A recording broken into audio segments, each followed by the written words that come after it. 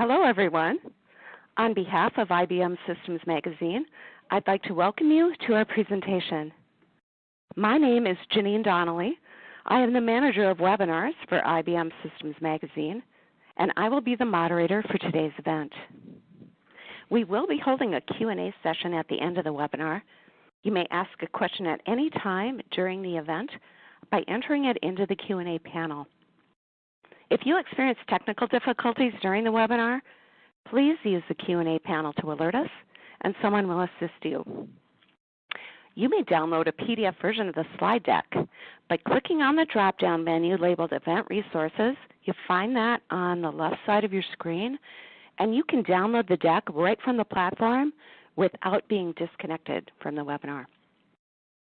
Today's webinar, The Reality of Mainframe Integration, is sponsored by G2 Software. Our featured speakers today are Don Spurkey and Jonathan Proft. Don is Director of Product Management for G2 Software, a 25-year veteran in the enterprise modernization space. Don has collaborated with an impressive list of global Fortune companies to intelligently integrate legacy mainframe assets to scale for new business application initiatives. Jonathan is a systems developer at Federated Mutual Insurance, located in Owatonna, Minnesota. His roles there include COBOL language specialist, primary software expert for web service tooling such as Ivory, and he works as an instructor on the tools and languages team, teaching COBOL to millennials and web service APIs and toolkits to boomers. Today, we'll help you tackle the complexities of mainframe and distributed environments through the use of APIs. So without further ado, Don, I'll turn the presentation over to you.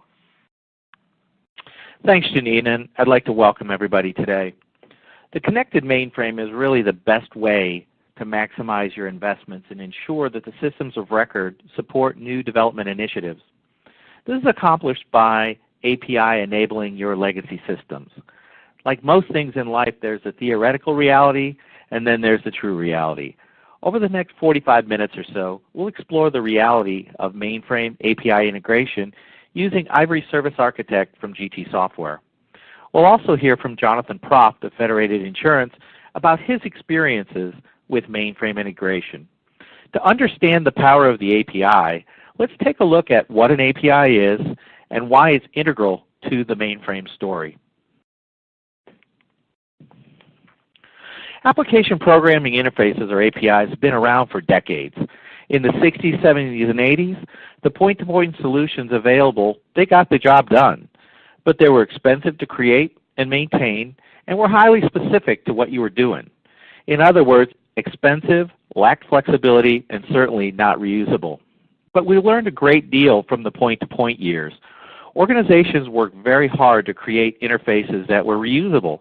The challenge here is that they were only reusable for their own purposes, and they were still highly dependent on the resources in the organization to maintain.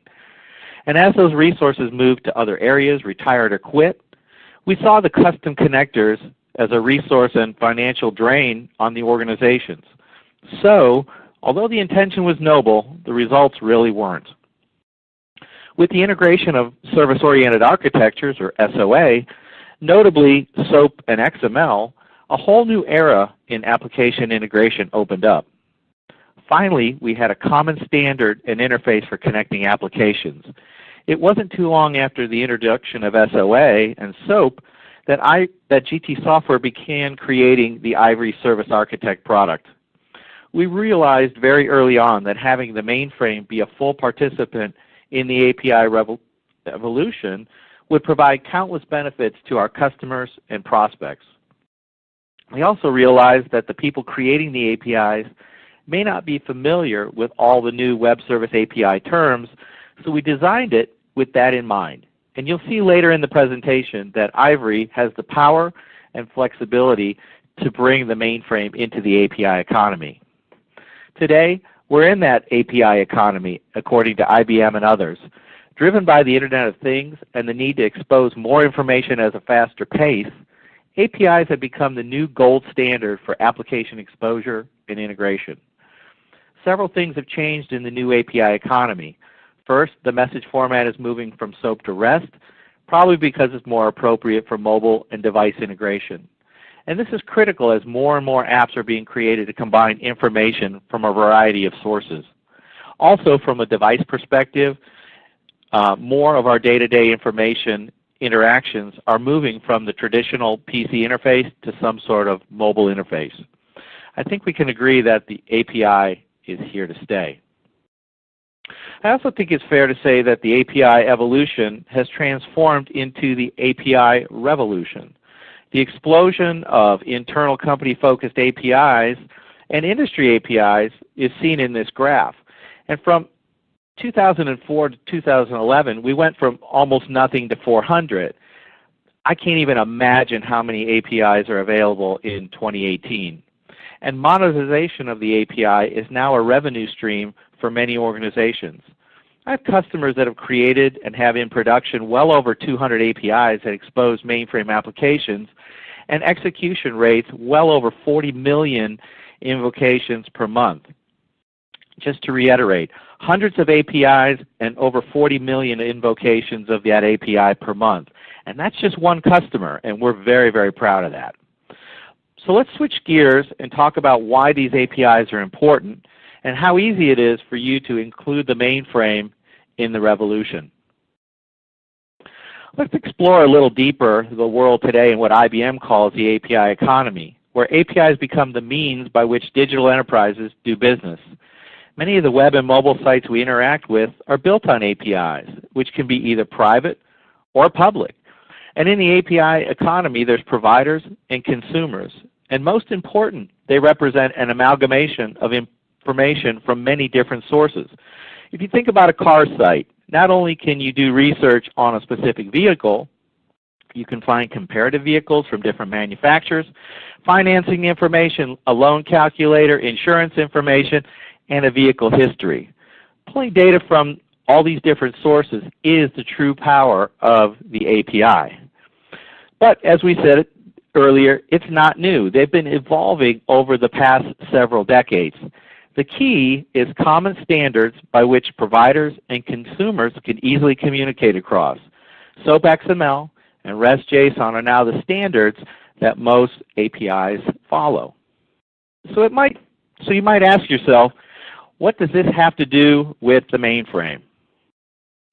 Well, the simple answer is everything, because the necessary information may just be on that mainframe. Organizations that have mainframes rely heavily on the applications and data housed there for the operation of their business. But despite how powerful mainframes have gotten over the last 50 years, the reality of integrating to those applications and the data resides there isn't nearly as straightforward as you might think. Mainframes just don't snap into the distributed systems world. Too many times projects either stall or get canceled because it's just too hard to get that information from the mainframe. Or we go back to the 80s and do some technical gymnastics to create a custom solution. And we all know how that worked out. So let's think about a better way to solve this problem. Let's assume that you're able to create some custom connectors. Chances are these connectors are geared toward execution of a single online transaction or a program such as get part or get order or get model. And that may get you partway down the road, but more often than not, the business requirements are far more complex, requiring a combination of these atomic level APIs to be invoked in a specific order with intelligent processing built around them. And what does that mean? Well, here's where reality starts to set in. In a word, coding. Now, to get a level of reusability and flexibility, there's a much better alternative to coding.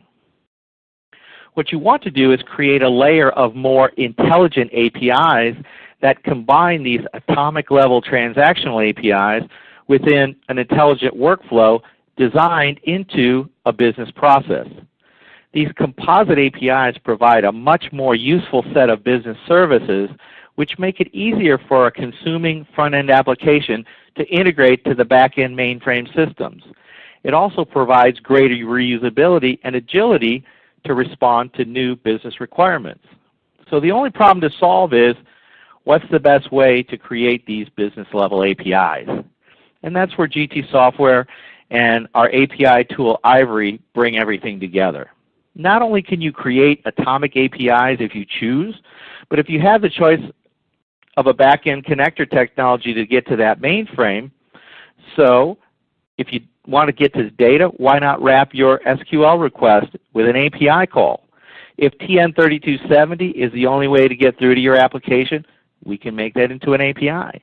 For CICS and IMS, you see I have CTG and IMS Connect marked optional. If you run your Ivory server on the mainframe, they are optional, but you have the choice to run it somewhere else, giving you more control of your resources. Ivory allows you to also add an orchestration process between the mainframe connector APIs, eliminating the low-level development work and the complexities to weave all those things together. Now, you have the ability to create APIs that more closely mirror your business operations. So an API designed to get customer is invoked. It has the intelligence to get customer information from across multiple sources, checking, savings, loans, etc. And these APIs are shareable and reusable across the organization. So what you end up with is what you see here. GT Software's Ivory is an API creation and orchestration technology for real-time interaction with IBM mainframe-based applications running both ZOS and VSE.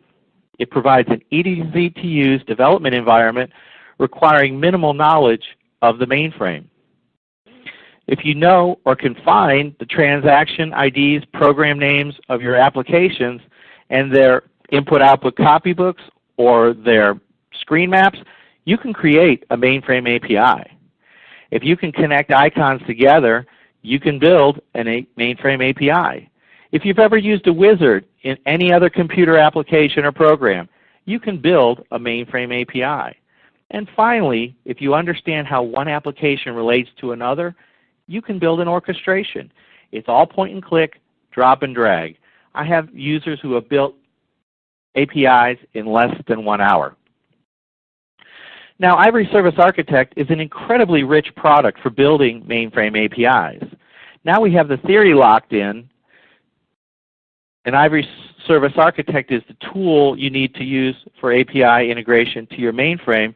Now let's start to look at the realities that you'll encounter on your journey. Let's take a look at some of the realities that you'll encounter when you try to integrate 20, 30, 40-year-old mainframe programs with today's front ends. The reality is I need to support all of my data structures, but some of them don't map out too well. And then you have things like comp3 and occurs depending on and redefines. Well, it sure would be nice if I could just use the copybook fields for my inputs and outputs, but they've got some really cryptic names and I really need to take care of that and rename them. I've already got existing SOAP or REST transactions. But those transactions may be too fine-grained, so I'm going to have to figure out what the transaction dependencies are. And if that's all we had to worry about, it would be great, but there's more. My program returns multiple output formats that are designed for the terminal, which may be really, really convoluted. And what happens if I've got a lot of data that comes back? I could combine transactions together in a single service, but what if they're not compatible? Or what if that creates an API that's going to run for too long? And let's not forget about conversational. These conversational transactions may run a long time, or no one really understands the impact of having these transactions. All of this stuff may seem unsurmountable, but let me tell you that nothing over the past 2 slides concerns me at all if you're using Ivory Service Architect. So we're home free, right? Well, looking down at the slide counter, I've got a few more slides, so we're not quite there yet. And we still have to, at some point, hear from Jonathan. So, with Ivory Service Architect, we know we can do it, but now let's talk a little more about the basic realities of who, what, where, when, why, and how when building mainframe APIs. And we're going to do it kind of, sort of, in that order. Let's start by who's going to be creating these APIs? In many organizations, the concept of the API is relatively new. In Jonathan's introduction, you heard about the boomers and the millennials. There's a whole different set of skills and knowledge there. And when we talk about integration with legacy applications, you have the additional question about who knows and understands these applications. In 50 years, many people have come and gone, and many fingers have been in that code. Some of that code may have not even been touched for more than 10 years. Well, the good news is that Ivory Service Architect was designed to minimize what the API designer needs to know, and simple enough for someone to use it that has minimal API knowledge. So once you decide who's going to create the APIs, you need to decide what kind of APIs are you going to create, SOAP or REST. What kind of APIs are you going to create, SOAP or REST? Well, SOAP's been around for almost 20 years and has dominated API integration for many of those years. Many of my customers rely on SOAP-based services and continue developing new SOAP services every day. As we said earlier, it truly was the first universal connector, typically used by enterprise applications where control policies are important and the size of the messages really isn't. But shortly after the introduction of SOAP, people already began to identify its limitations, so REST was created. And with the proliferation of mobile devices, the integration tide seems to be turning toward REST. A bit more open and flexible, with a smaller message payload, it's attractive to newer mobile developers. Now, neither is perfect, but knowing you have the choice when building your APIs should be reassuring to you. Ivory provides the ability to design, build, deploy, and test from a SOAP or REST perspective. All the features like the wizard and the ability to orchestrate are all available from SOAP and REST. You'll see on the slide here an example of Ivory's testing facilities. And the services, once they're built, can be tested real time with multi-levels of debugging and tracing, even saving test cases for regressive testing. Now, how you design your services is something else to consider. How you design your services is also something you'll encounter in the real world. Some organizations only have the mainframe assets like copybooks and maps for the screens.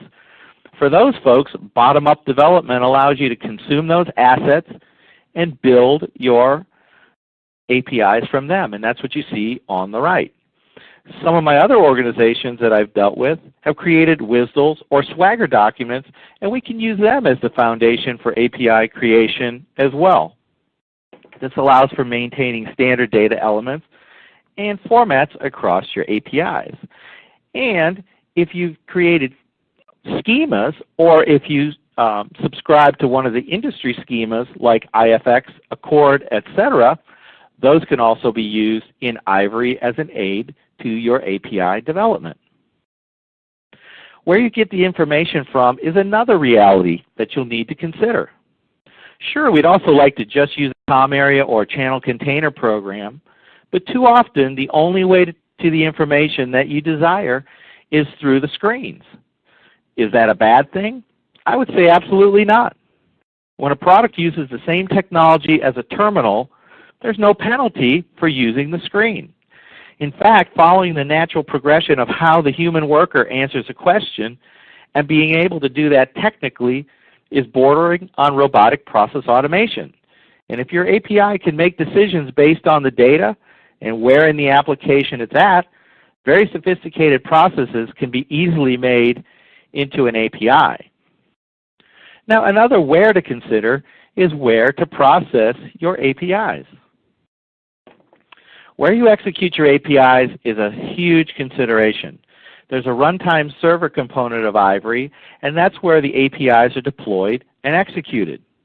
Ivory Server can be installed either on or off the mainframe depending on your requirements. If it's run under ZOS as a started task, it can also utilize the zip specialty processor. It can run under CICS. It can run on the IFL specialty engine on Linux on Z. Off the mainframe, it can run on a Windows Java or Linux server environment. Now, some of my customers even have created hybrid environments where Ivory servers are deployed both on and off the mainframe, and multiple Ivory servers can be configured for load balancing and failover. Ivory servers do not need any special environments on the mainframe like Liberty Profile. So the next question is, what is the complexity of the APIs that you're creating?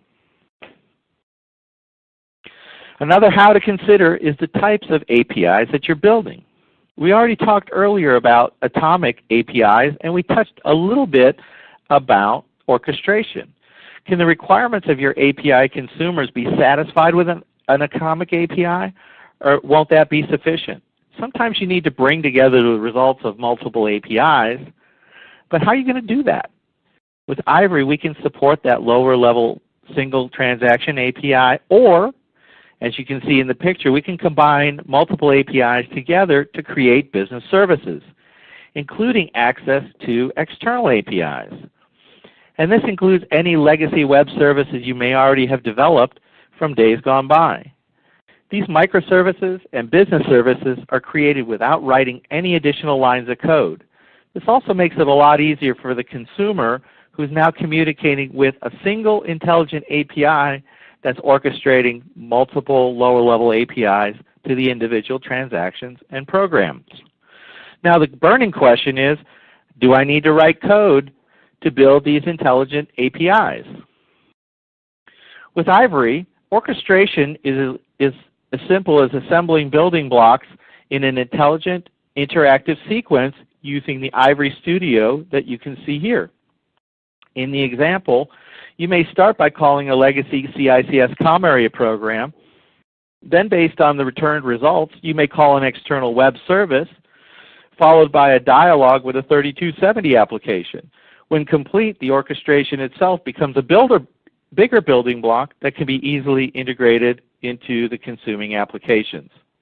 And as you can see here, not only can we support multiple transactions, but also multiple data sources, external APIs, error handling and conditional logic. Everything is done drag and drop with no coding required, and most importantly, no changes to your existing legacy applications, and that's always important. So I've got one more thought on orchestration, and not to belabor the point, but API orchestration is kind of a big deal. Can you do without it? I guess so, but why would you? Writing a lot of code to combine all the API functionality costs you time and costs you a lot of money, and it also minimizes the reusability of these complex dependencies. I think we really have more than enough data points to answer the last question. Sorry, I couldn't resist this one. You really don't need any excuses to wait. Ivory can handle all of your mainframe applications. Complex data types are not an issue. You can use the programs or the screens. You can run the Ivory server on or off the mainframe, and you don't have to make any changes to your applications to API enable them. The last question to answer is why? Why would you do this? Well, let's hear from someone who has the experience with the reality of mainframe integration and who's put together a successful integration to the mainframe using Ivory Service Architect. It's my extreme pleasure to introduce to everyone Mr. Jonathan Proft from Federated Insurance, who will share his experiences mainframe integration with Ivory Service Architect. Jonathan, the floor, sir, is yours. Thanks, Don. Much appreciated. So like Don and Janine were saying, I kind of wear three hats here at Federated Mutual Insurance. The first is COBOL language specialist. I'm the trainer for our mainframe toolkits and web service APIs. And I'm also the Ivory primary software expert. So I kind of straddle the line between the old and the new. So here's what we did. Here's our story. And like any story, you kind of follow a format. There's some kind of call to adventure in the story. You know, help me, Obi-Wan Kenobi. There's some conflict that needs to be resolved. Eventually, the hero or protagonist or character will encounter a mentor, maybe a plucky band of misfits to help them through. They'll face some trials, and eventually solve some big challenge. So our story here at Federated, we're a mid-size, primarily property and casualty insurer, headquartered in Owatonna, Minnesota, and we've been in business 114 years. Got a little over 2,000 employees, and we run millions of web service transactions down to our COBOL layer weekly. In fact, I just ran the numbers yesterday, and we did 1.5 million yesterday. So if you see millions of transactions, insurance, a 100-year-old company, you're probably thinking big mainframes, and you're right. We have been using the mainframe here for quite some time. We've had many calls to some adventure. We had the call to kind of a digital office in the 80s and to go paperless in the 90s. But today I want to talk to you about our call to service-oriented architecture. We kind of had to ask ourselves, why should we rewrite our COBOL code base? Insurance has not changed much in a century. You still collect premiums, you still pay claims. There's been some minor things as legislation moves, but not that big of a change. And COBOL is still quite fast for what we're doing. Calculations, bulk data, COBOL does the work as good as any language out there. So we started asking the question, could we leverage services to expose this logic to more front ends, to more applications, to more APIs? But we did encounter some conflicts, like most organizations have regarding modernization of the mainframe. The foremost on most people's minds, and on ours as well, was staff skill sets. You know, the boomers are retiring, and Gen Y or millennials often have some disdain for COBOL or some fear even of doing COBOL or anything related to COBOL. At the same time, technology was moving on. Natively, COBOL doesn't interact very well with tablets and smartphones. And we've got claims guys out in the field who are using those things to process claims on site right there at the accident. So we started thinking about some orchestration. How could we get everything coordinated, all our various application teams working together? So let's talk about the first trial we faced, the trial of the generations, I'm calling it. Now, if you look to the right there, you'll see a kind of a zoomed out screenshot of my cube wall where all the classes I've trained in the last couple of years, each of those people there is someone I spent weeks or months with. We have a fundamentals programming class that it's kind of a boot camp, and we put everyone through that where they get to learn COBOL from the ground up, from their first move statement all the way through advanced sorting and searching, JCL, and all of the associated toolkits for debugging and deploying the things that they write.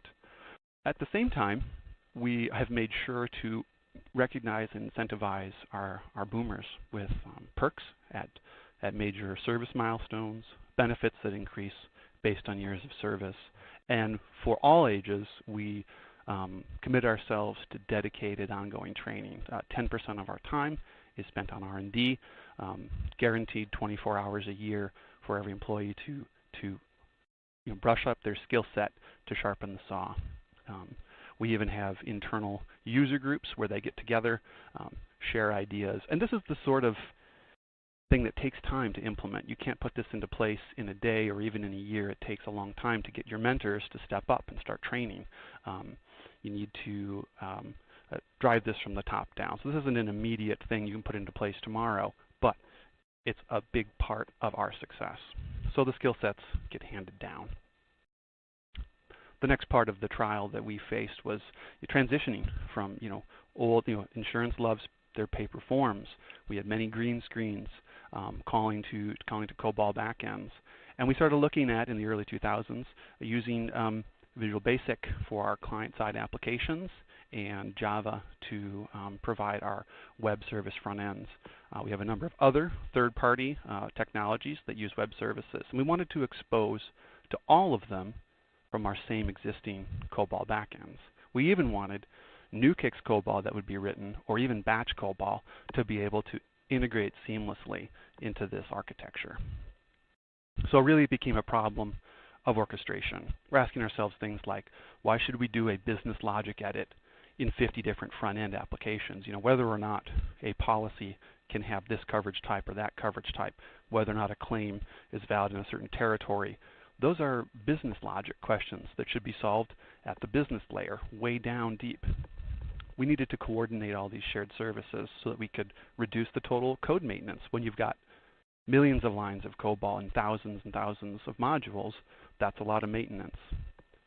And so we really needed to connect all of these consuming applications to some centralized provider modules. So really here's the picture of the world we were trying to create. On the left, you see we've got different kinds of consuming applications, either Visual Basic, Java, any other web service enabled application. And on the right, you see the big black box, our mainframe running CICS, multiple regions, thousands of COBOL programs hitting various databases. We needed some kind of orchestration there in the middle to connect those sides to each other. So what we eventually ended up implementing was running Ivory as our middleware. Currently, we're running it on Linux, where we're running WebSphere application servers in kind of a load-balanced, failover configuration so that we never have downtime. It's been over 3 years since our last outage at the Ivory layer. And we used Kix Transaction Gateway to get to the host, to talk to all of our COBOL, doing the business logic there at the back end. Even more, we are allowed to, you'll see in this diagram, we can call from COBOL, from the mainframe, from the host, out back to Ivory using Ivory callable services, and from there to any web service, whether that's something out in the cloud or anything we've got internally exposed. But in the words of the immortal Egon Spengler, don't cross the streams. We don't want to see circular web service stacks where a Java calls Ivory, calls COBOL, calls Ivory, calls Java, calls Ivory, calls COBOL. Now you're swallowing your own tail and making yourself a big headache. So as long as you can put into place some things to streamline your situation, you're going to be okay there. Because debugging is very difficult the more height, the more depth you get to that call stack. So here's your too long, didn't read of our overall architecture. Any front end, whether it's Java or VB or something else, calls into our middle layer, which is Ivory, performing orchestration, to our back end, business logic, which is performed in Kix COBOL. So we did encounter challenges, especially right out of the gate. We had to learn how to do proper orchestration with intelligent APIs. In the beginning, we weren't as careful with our SOAP contracts. We didn't limit our data to what was really needed at the front end. Think about Google. When you do a search, you look at the first 10 results. If you didn't get what you needed, you research. You don't go through all 3 million. So there's no reason to pass back the whole world when you only need 10 results. We also, out of the gate, struggled a bit with schemas or external schema definitions, XSDs, because they often got too large. And so we had some mixed results at the front there when we didn't manage them properly, especially our own hosted schemas were the problem. The other place we ran into some difficulty was with large governmental organizational contracts. We currently are using Accord. I heard that mentioned before, and that's working okay.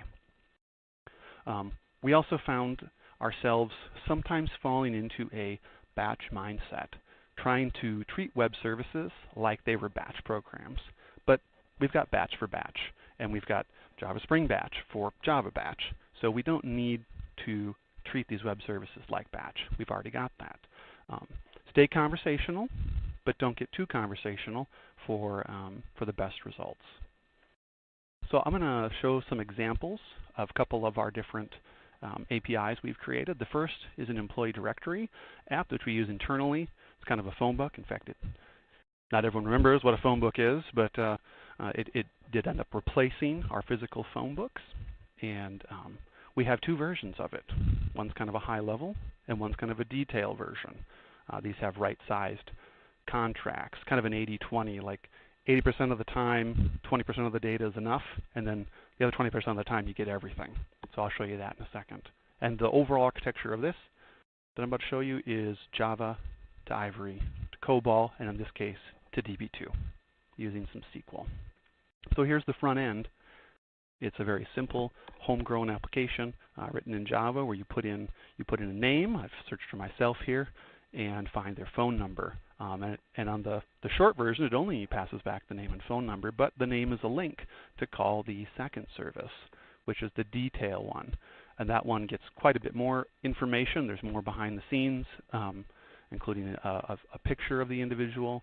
And this is all coming back as SOAP and then a call to a content server to get the image. At the Ivory layer, as Don was saying, we've got basically a flow chart. This is the actual service. I'm actually going to show you all pictures of the actual code. And I have worked on all of these at some point, so I have some knowledge of them. It's really a flow chart to tell you what to call and where to go next, along with mapping of the various data points. That's what it looks like. And when you click Deploy in Ivory Studio, you get a WSDL, which is then exposed. And that WSDL can be called and consumed by any front-end application. So when you click Build, you get a WSDL, and that's essentially the contract for the web service call. When that call is made to Ivory Server, it performs a link, or whatever you've told it to do, to the CICS COBOL program. And here's the start of my COBOL program, which has extensive SQL. We don't need to get into that. So there's the overall architecture. On the left-hand side, a Java front end passes the search criteria to an Ivory service, which runs the COBOL program. COBOL program does its SQL work, collates the data, passes it back to Ivory, who maps it to the appropriate SOAP fields for the front end, and calls return to the front end, who puts the person's face and information on screen. Next, I'll show you one that you could go run yourself if you'd like. This is locate your Federated representative out on our www.federatedinsurance.com site. So you could do this if you'd like. It's intended for business owners to find out who their Federated marketing rep is so they can get a call and find out what we offer for insurance. So they click on the Locate Your Rep, and a screen pops up where they punch in an address. Now, you're probably thinking to yourself, you can't possibly have every address in the country in a database. But somehow we get their face and information back. And our marketing reps' territories change all the time. So we needed something more flexible than hard-coding every address into a database. So we leveraged Ivory to call to a CICS COBOL program that can handle looking up all of the marketing reps and their territories. But we also are calling out, you can see here, back to Ivory, to a Ivory callable service to call externally to a third-party web service called S3Geo. I don't know much else about it. I don't have to. It's a WSDL provided to us as a service out in the cloud. And that gets geographical information, kind of like a geocode based on an address. With those geocodes, which are like counties and so forth, we are able to then come back to our COBOL, look that up against the database. So instead of having to manage lots of addresses, we have quite a few, far fewer geocodes to assign to our marketing reps to make that a little easier. And then finally, the data is passed back up where our marketing rep's picture is displayed on screen. The last example I've got is a VB client service. This is a internal front end we've created in Visual Basic to record claims as they come in. This particular one happens to be a work comp claim. It's a made-up claim, but it works the same way. So they receive a call, they fill out some information here. When they click Submit, it calls into our stack, and working through Ivory, and you can't really see the service too closely here, but you can see that it's quite a bit more complicated. Multiple operations, some error handling, some null indication. So you can put some more logic in that layer if you need to. And then calls to a CICS COBOL program that we call a proxy program, which works as a front end to a number of other COBOL programs, which we also feel is a best practice. If you have to call a lot of COBOL programs, it's nice to have one kind of sitting there organizing the call. Hits the database, adds, updates, deletes as needed, and returns a result finally to our client contact center representative at their Visual Basic front end when all is said and done. Some other examples that I'm not going to go into detail on, we have a third-party lookup where it does some fuzzy logic about names, names of cities. Someone who's entering in the information might punch in St. Louis with no period versus St. Louis, the full name, no space, etc. And it rates those as equivalent with match codes. We also provide an external web service for motor vehicle record proof of insurance lookup, so the State Patrol can look up insurance, auto insurance on the fly. Another one used in the field by our field reps, the Business Owner Policy Questionnaire, helps them rate policies out there in the field. So these are just some of the services that we've written. We have over 2,000 services out in production overall, calling several thousand backends, because a service, an Ivory service, can hit more than one COBOL program, can have more than one operation that hit different programs. So overall about 10,000 operations, making 1.5 million calls per day. So the big lessons that we learned through implementing all of this was to invest hard in training. Really, it's for the long haul, and we also found that it does provide retention benefits on the side, and people like training. Also, don't try and go it alone. Don't try and do this all by yourself. Find I don't know if GT is a grizzled mentor or plucky sidekick, but either way, we've been partnering with GT now for almost 2 decades, and also with IBM for quite a bit longer. Find someone to help you get through this. We also found it to be very beneficial to have central teams to help the debugging when things go wrong. We have a Java language specialist support team. We have an Ivory support team. We have a COBOL language specialist team, all who report to the same business technology manager, so that they're forced to play together nicely. We also learned a lot about orchestrating intelligently, having the right size to our SOAP contracts, and that helped us to reuse millions and millions of lines of COBOL business logic in order to meet all of our business goals with a minimum of effort. And Don, that's all I have for our story. I'm going to hand it back to you. And you've actually used the word, that's all you have. Jonathan, that was extremely insightful. And one of the takeaways that I had from your remarks was, not only are there the technical realities that needed to be overcome, there's also the cultural realities that, making sure you get all your resources aligned and getting all the right people to do the things to have all the sheep pointing in the right direction. That was phenomenal. And anytime that you can work in a Ghostbusters reference, again, kudos to you on that. And I've never heard the word plucky used in a technical presentation, but I'm stealing it. It is awesome. So thank you again. Thank you again. Folks, hearing from guys like Jonathan, who's actually done this work, that's more than anything I can tell you. I can show you pictures and I can show you slides, but until you talk to someone who's taken that technology and embraced it and moved forward with it, I think that story is something that I can never tell. So let's take a look at who's GT Software, just a few minutes more, and then we'll get into some Q&A.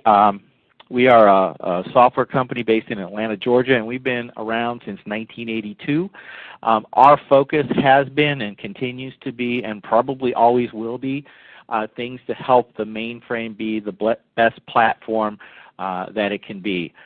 We've got broad experiences across all environments, and as you can see by the very, very small representative list of some of our customers, we span the world, and we span across many, many different vertical markets. So before we go into the Q&A, I'd just like to make sure that I personally thank everybody for their time today, and my hope is you found some of this information both timely and valuable. The mainframe is here to stay, and we at GT Software strive to help you, to allow you to maximize the value that you find in it. So it looks like the questions are starting to come in. If you do want to ask a question, there's a Q&A panel in the presentation interface. Please feel free to type one in. So Janine, I guess it's back to you. Great. Thanks, Don. And I did notice that we had quite a few people join after my comments, so I just wanted to remind attendees that you can actually download a PDF version of this slide deck right from the platform. So look to the left side of your screen, find Event Resources. There's a drop-down menu there, and you can download a PDF of the slides. So here's the first question, Don. If you run the Ivory server off the mainframe, how does it communicate with the mainframe? Perfect question. I probably went through it relatively quickly, and I know Jonathan had mentioned it, but for those of you who are in the CICS world, we use CTG as our method as our method for communicating to CICS, and for our IMS customers, we use IMS Connect to communicate to the mainframe. Okay, I think this one's for you, Jonathan. It says, how long did you and your team need to get up to speed with Ivory?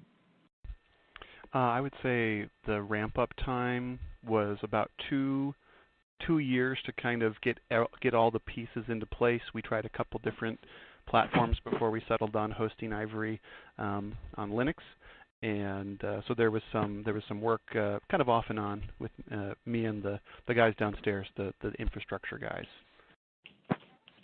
Okay. Next question. On the IFL, what versions of Linux do you support? Currently today we're supporting Red Hat and SUSE Linux. However, I understand that IBM now supports Ubuntu, and we will be providing Ubuntu support as well for the IFL. Okay. Here's one about training.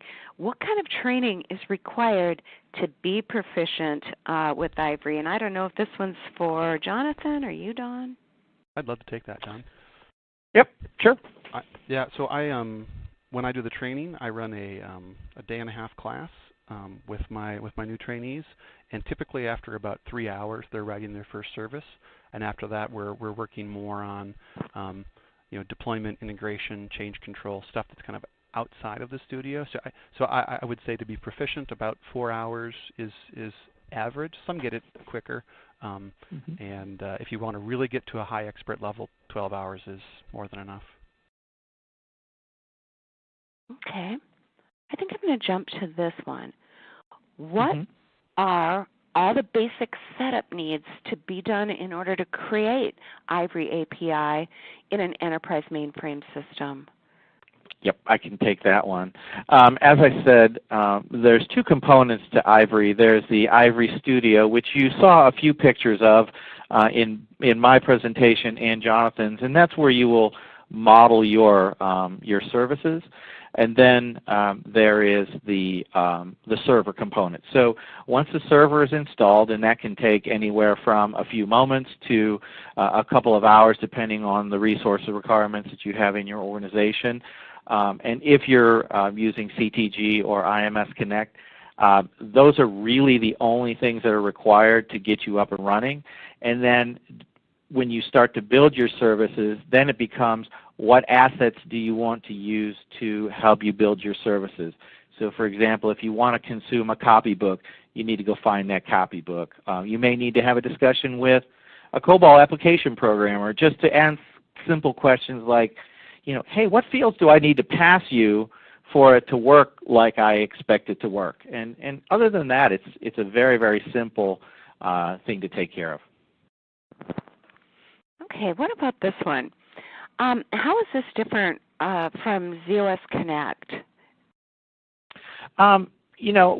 We've seen ZOS Connect, and I think what you'll find with the Ivory product is because it's been out for over 15 years now, it's a very, very mature product. It's very, very function-rich. It's very, very feature-rich.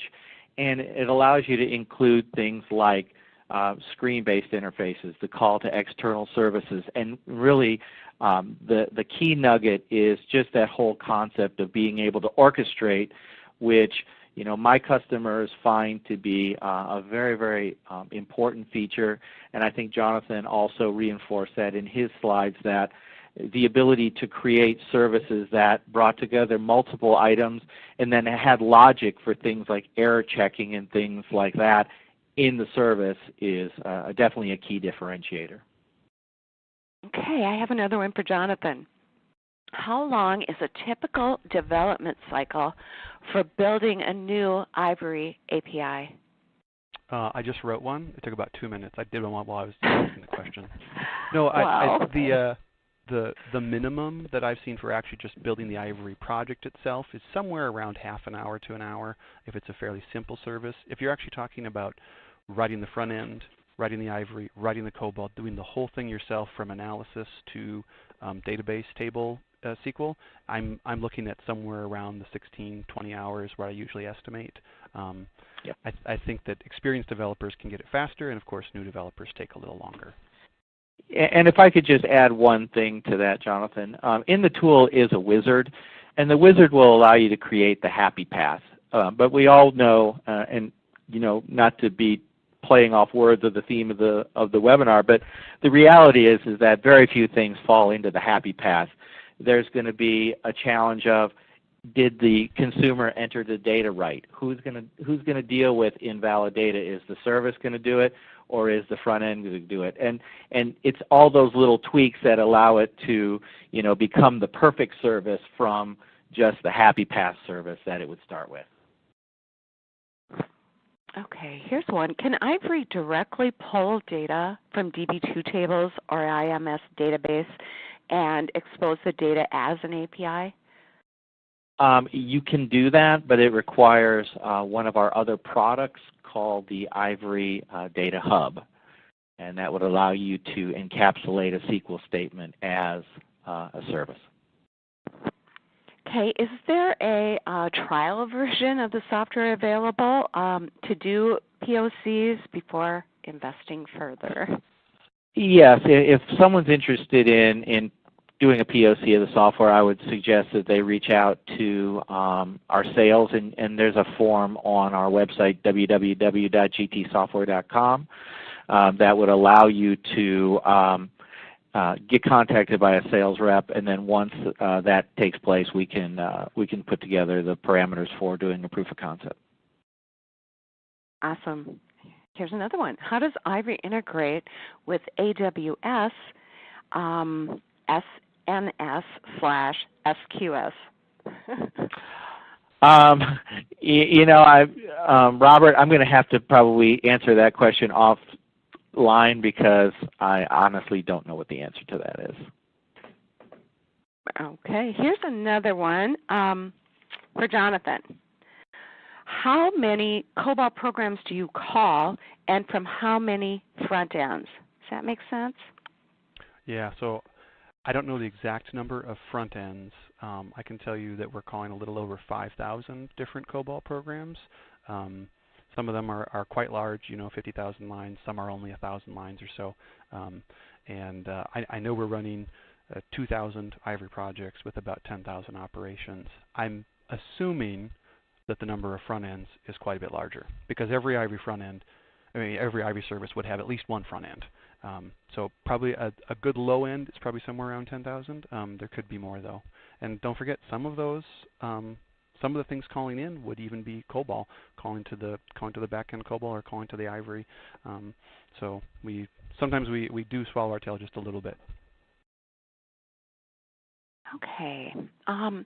Does Ivory support Kix VSAM, might be VSAM, based mainframe applications? Absolutely. That is the sweet spot of what we do. Our very first iteration of Ivory 15 years ago was directed against CICS COBOL programs.